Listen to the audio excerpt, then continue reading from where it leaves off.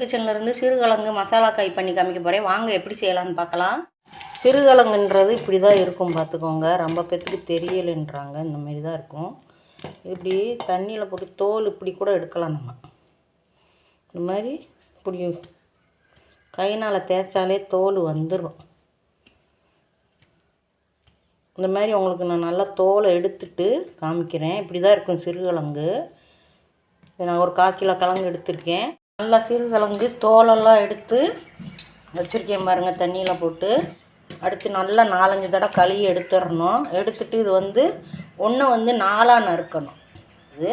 இதை நான் 4ஆக நறுக்கி எடுத்துட்டு நம்ம தாளிக்கிறத பார்க்கலாம். அடுப்பில் வச்சுருக்கேன் நான். இதில் நான் கொஞ்சமாக தேங்காய் எண்ணெய் சேர்த்துக்கிறேன், போதும். இதில் கொஞ்சமாக சோம்பு சேர்க்குறேன், ஒரு 1/4 ஸ்பூன் சோம்பு பொரியட்டும். சோம்பு நல்லா பொரியுது. இந்த ஸ்டேஜில் நம்ம இந்த எடுத்து வச்ச கிழங்க சேர்த்து விட்ருவோம். நல்லா கிண்டி விட்டுருவோம்.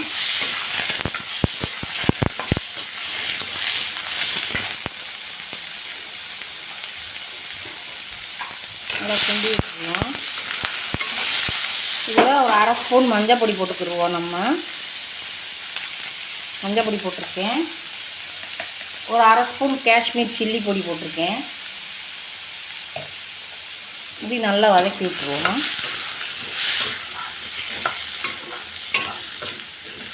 இப்போ நமக்கு தேவையான அளவு தண்ணி ஊற்றிடலாம் கிழங்கு வேகிறதுக்கு.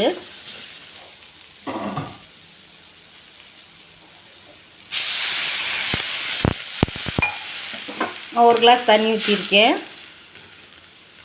உப்பு சேர்த்து விட்ருவோம். கல்லுப்பு போடுறேன். போட்டு நம்ம மூடி வச்சிடலாம். நல்லா கிழங்கு நல்லா வேகட்டும். இப்போ 1/4 மூடி தேங்காய், 1 ஸ்பூன் சோம்பு, ஒரு பச்சை மிளகா, பூண்டு, சின்ன பூண்டில் ஒரு 5-6 பூண்டு தோலோடு எடுத்து வச்சுருக்கேன். இதை நம்ம குறப்பாக சுற்றி எடுத்துகிட்டு வந்துடுவோம். ஓப்பன் பண்ணி பார்த்துடலாம். நம்ம தட்டை நல்லா வெந்துக்கிட்டு இருக்கு. கிண்டி விட்டுருவோம். இன்னும் கொஞ்சம் நல்லா தண்ணியெல்லாம் சுண்டி வரட்டும். இன்னும் கொஞ்சம் வேகட்டும். தண்ணி நல்லா சுண்டட்டும். இப்போ தண்ணிக்கு நல்லா சுண்டிருச்சு. இதில் நம்ம இடித்து வச்ச தேங்காய், பச்சை மிளகா, சோம்பு, வெள்ளைப்பூடை போட்டு விட்ருவோம். இதில் ஒரு கொத்து கருவேப்பிலை சேர்த்துருவோம். நம்ம கருவேப்பிலை சேர்த்து விட்டுறலாம். சேர்த்து விட்டுட்டு கொஞ்சமாக எண்ணெய் சேர்த்துக்குருவோம், தேங்காய் எண்ணெய். அதில் 1 ஸ்பூன் தான். நல்லா கிளறி விடு.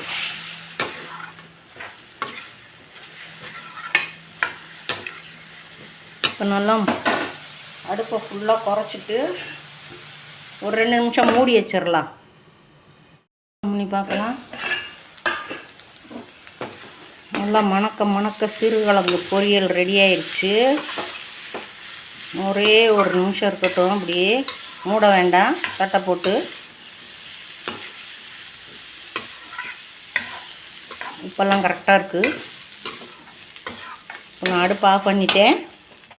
இப்போ ஷீலு கிச்சன்லேருந்து சிறுகிழங்கு பொரியல் பண்ணி காமிச்சிருக்கேன், மசாலா போட்டு. நீங்களும் இதே மெத்தடில் செஞ்சு பாருங்கள். ரொம்ப டேஸ்ட்டாக இருக்கும். ரசம் சாதத்துக்கு, தயிர் சாதத்துக்கு, எல்லாத்துக்குமே.